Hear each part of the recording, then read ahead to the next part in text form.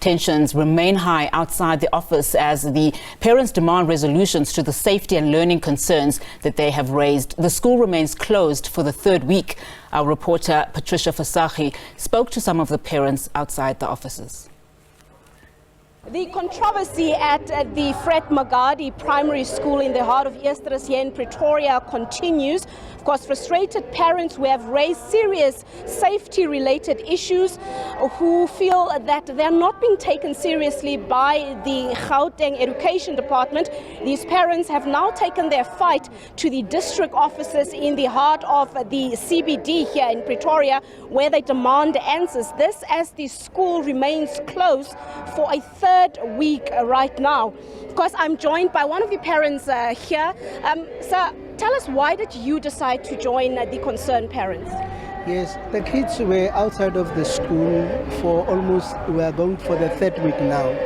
And I was concerned as a parent that kids are not going to school and the school is closed and we don't even get a communication from the department what is happening. Now we decided to join other parents to come to department so that we can get answers what is happening at the school, because our kids' future is getting affected, especially this time of the year.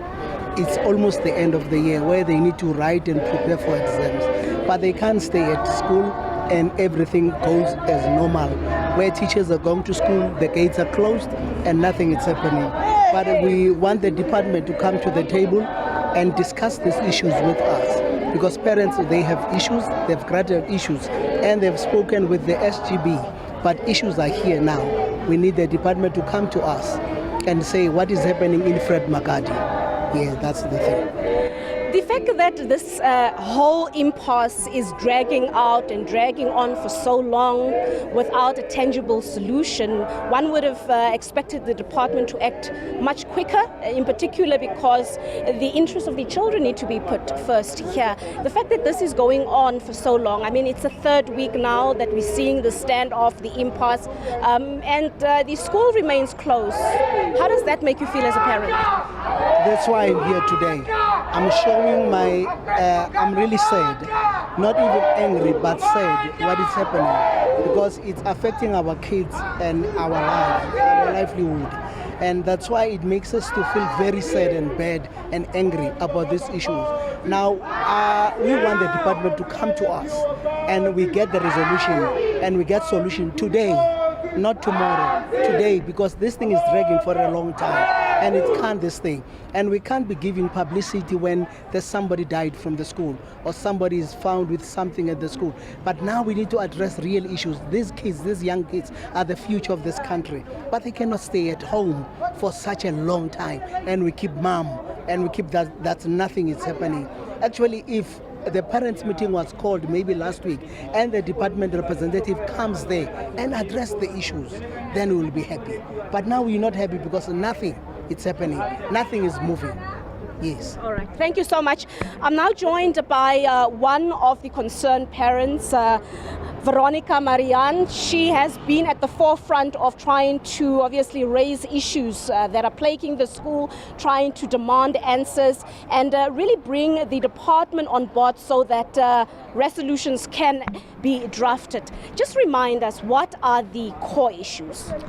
The core issues that we have demanded from the department is quality teaching and learning, the safety of the children, all the illegal appointments that has been done, the dysfunctional SGB that they are currently working with. The SGB members that were co-opted were not done with the parents' consent. They didn't follow due process. And we've been trying, Director Galego, we've been trying to have a meeting with you and you started in bad faith by not adhering to a neutral venue. All we're asking is come to the party so we can resolve the issues so that the children can go back to school. We're also not disrupting the school system. We have a plan in place, a catch-up plan for the grade 7s so that they can be ready for grade 8 and also from grade 4, 5, 6 as well in the foundation phase.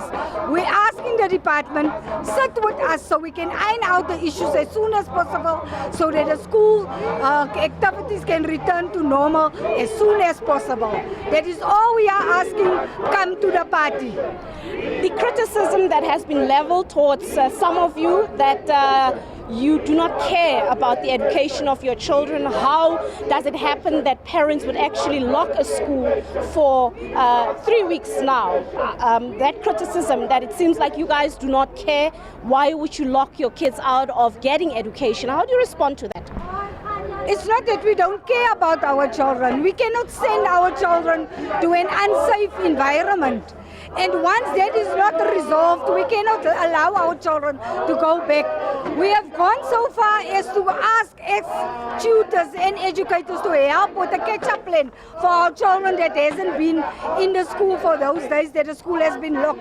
We are proactive in that instance where we say, although our children are at home, we still care about their education and we are doing something about it. But we need a department to come to the party and do what they need to do.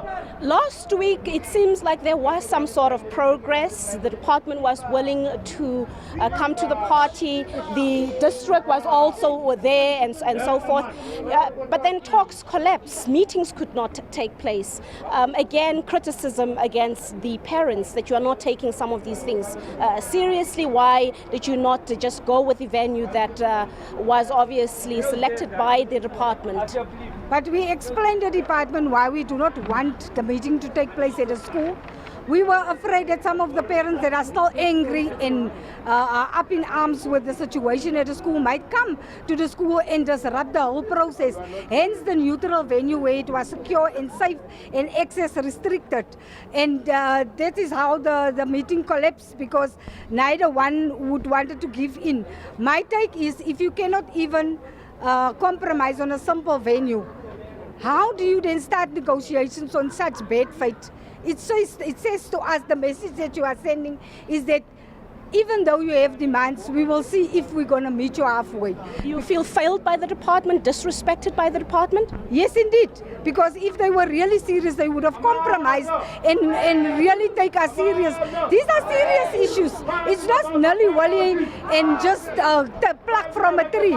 We want them to come and attend to the serious issues. And it cannot continue because most of the children hasn't even completed the curriculum for the whole year. They're not even in half of the stage. And what are we going to do with the children?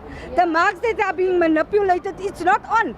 They must come and rectify the situation ASAP, so that our children can go to school normally and the activities continue, and that we can help with a catch-up plan for the children to be ready for the next standard that they are going into. All right, thank you so much. As you, of course, heard here from the parents, the safety of their children, that is one of their main concerns. But as we have been reiterating since we started telling the story, it is also about the quality of education that learners at this particular school have been receiving since the beginning of the year. You've heard here from, of course, Veronica saying that, we are almost done with this year, and most of the pupils are not even through half of their curriculum for this year. So the big question here is what still must happen for the department to come to the party, come to the table and hear these parents out and find a proper solution before things get even worse or even perhaps murkier. Of course, we'll try and get reaction from the education department to see what's the way forward. Maybe it's also time for the Minister of Basic Education, Angie Motshekga, to intervene, to step in and draft a way forward.